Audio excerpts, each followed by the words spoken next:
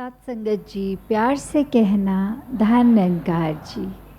आज तकरीबन 5 बजे से आप सब यहाँ जिस मर्यादा में, जिस भक्ति भाव में, इतने अनुशासन से यहाँ आए हैं और मकसद मनों में यही लेकर आए हैं कि हम बस इस निरंकार प्रभु परमात्मा का गुणगान गाएं और किस तरह अपनी पर्सनल एक क्लोजनेस इस निरंकार के साथ और बढ़ा सकें कि हम सचमुच सिर्फ बोलने के लिए नहीं कि हमेशा निरंकार अंग संग है, पर ये सच में पूरा दिन जैसे जैसे बीत रहा है वो एहसास रहना कि हाँ सचमुच निरंकार हमारे अंग संग ही है और हर वक्त है। अगर कभी एहसास नहीं है तो वो हमारी ही खामी है कि हम अपने आप को पीछे निरंकार से कर रहे हैं, कि हम वो एहसास में अपनी तरफ से कमी छोड़ रहे हैं। और हम ये विश्लेषण मन में करके देखें कि क्या हमारा सिमरन चल रहा है,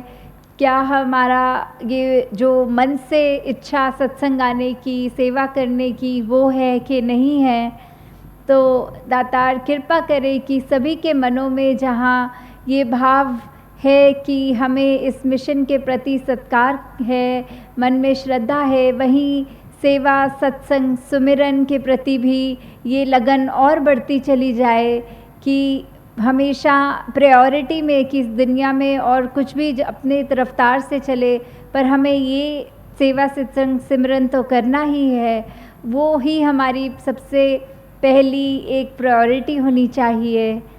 और दिल्ली से अभी आज सुबह ही जब निकले, परसों उधर 24 अप्रैल को मानव एकता दिवस का समागम जो आपने भी यहाँ अपने शहरों में सभी ने वर्ल्ड ओवर मनाया, कि किस तरह बाबा गुरबचन सिंह जी की तरफ हम अपने मन की वो श्रद्धांजलि रूप की उनकी शिक्षाओं को जो उन्होंने जीवन भर हमें सिखाने की कोशिश करी, कि किस तरह हम उसको अपने जीवन में लागू कर सकें और साथ में ही हम अपने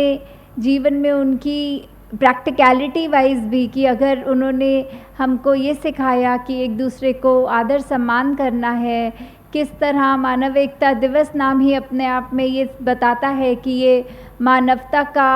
संदेश है, एकता का संदेश है, प्रेम का संदेश है। कि हमें उस समय रक्तदान शिविर भी जब होते हैं तो वो भी उन्हीं की शिक्षा कि जो हमारा लहू है वो किसी और इंसान के काम आ सके, उसकी नाड़ी में बह सके, ना कि हम एक दूसरे को सड़क पे ऐसे ही कुचल दें और वो लहू नालियों में बह जाए। तो किस तरह हमें वो सारी सिखलाई जो शुरू से कि किसी भी युग की बात हो वो चलती आ रही है, यही सिखलाई कि एक आत्मा जो है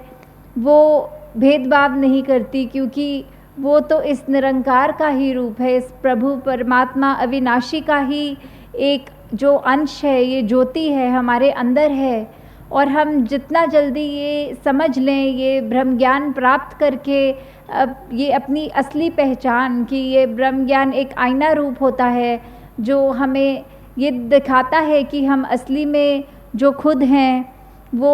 इस परमात्मा का अंश हैं। तो किस तरह हमने अपने जीवन में भी ये जहाँ ब्रह्म ज्ञान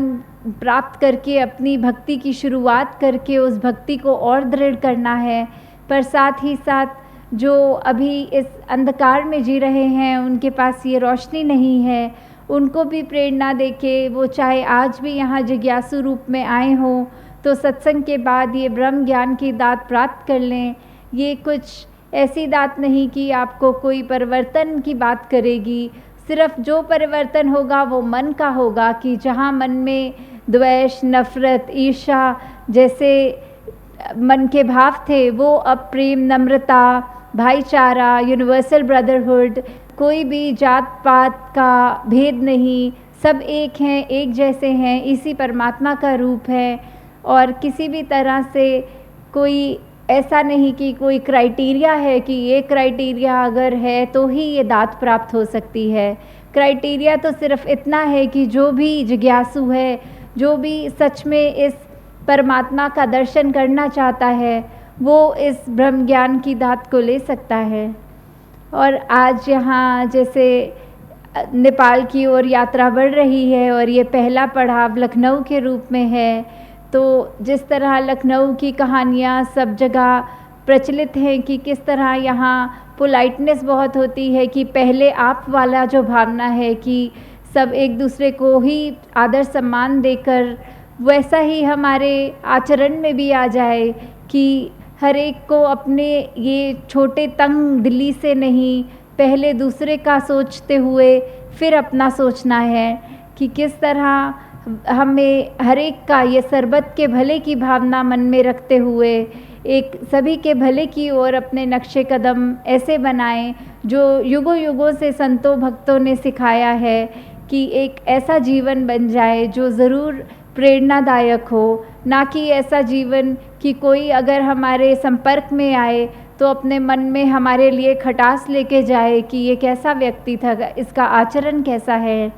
और हम सही मायने में इस निरंकारी मिशन के प्रति अपनी ये श्रद्धा रूप तभी कर पाएंगे जो हर एक बोल, चाहे वो आज भी एग्जाम्पल संगत में हमने सुना कि मंच से, चाहे वो कविता रूप था, चाहे वो एक गीत रूप था, एक किसी भी भाषा के चाहे वो थे, कोई भी जो भी तरीका था, बात तो सिर्फ एक ही निरंकार की गई है। चाहे मन में उसको कोई किसी भी अपनी श्रद्धा अनुसार किसी नाम से बुलाता हो, कोई गॉड बुलाता हो, कोई